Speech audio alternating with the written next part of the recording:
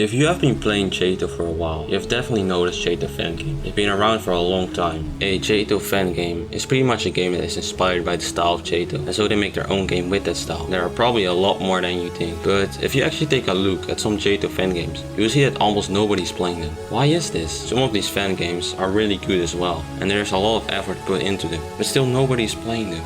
So I decided to look into this. I think I know the reason for this. Go to the usual and split this video in a couple chapters. As we all know, Jtoh, which is pretty much the father of Jtoh, started to become more popular around 2018. With this new popularity came certain people who wanted to make their own version of the game, and so we started seeing some fan games. Tower of Hell is actually inspired by Jtoh at the time, and the owner of Jtoh, Kitty Cannon, at the time worked with the owner of Tower of Hell to make the game, and in a way a Jtoh fan game became way more popular than Jtoh itself. Anyways, most of the fan games at this time didn't really get much attention, and were mostly jokes like Cat for example. It wasn't around 2020 when Jtoh was in its peaks that these fan games really started growing, and more people will be playing them. A lot more fan games started to pop up at this time, and it looked like Jtoh had inspired a new entire genre of games. And some of these games were really good, like close to Jtoh quality itself. However, around the end of 2021, the interest in Jtoh fan games started going down.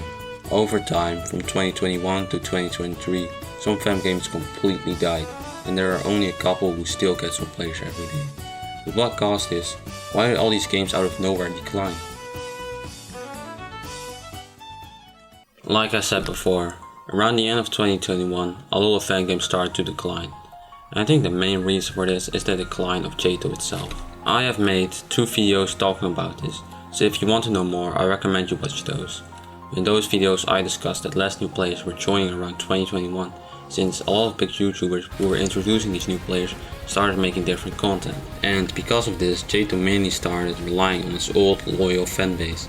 The problem with this is that people get older, get different interests, and with these things happening, and Jtoh becoming a lot more repetitive for players, people start to play less. But don't get me wrong though, Jtoh was still being played a lot. It was just that the fan games were getting completely screwed by this.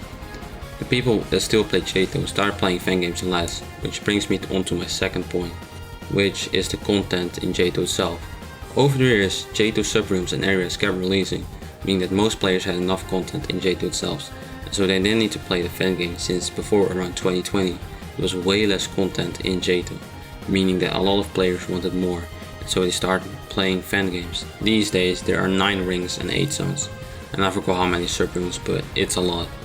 Players don't need to play fan games anymore, since there is way more than enough content in Jtoh itself, and most of the time the quality of towers in fan games don't even come close to the quality of Jtoh towers. The future sadly doesn't look great. The direction fan games are going to isn't good either, and it seems like slowly more people realize this, and they stop working on their fan game or making one. Most fan games of Jtoh right now are already abandoned and haven't been updated in months. And with this cycle, eventually all fan games are going to be abandoned, except for maybe a couple. But is there a way to change this? Well, I looked into some solutions, and I still think the best way for fan games to revive is a new active player base. What I mean with this is Jtoh needs to get more popular around new people, since Jtoh fanbase now seems like it's slowly getting more bored of it. The second great solution I found is for these games to might get a twist. Instead of just copying Jtoh and making the same towers, why not make a unique twist that will make it way more interesting? We can see this by Tower of Hell and the difficulty chart Obi trend. It worked very well, however this is easily said, since adding a twist that will explode your game is kinda hard, and it's probably gonna cost a lot of work and dedication, which who really wants to put that much work in just a Roblox game?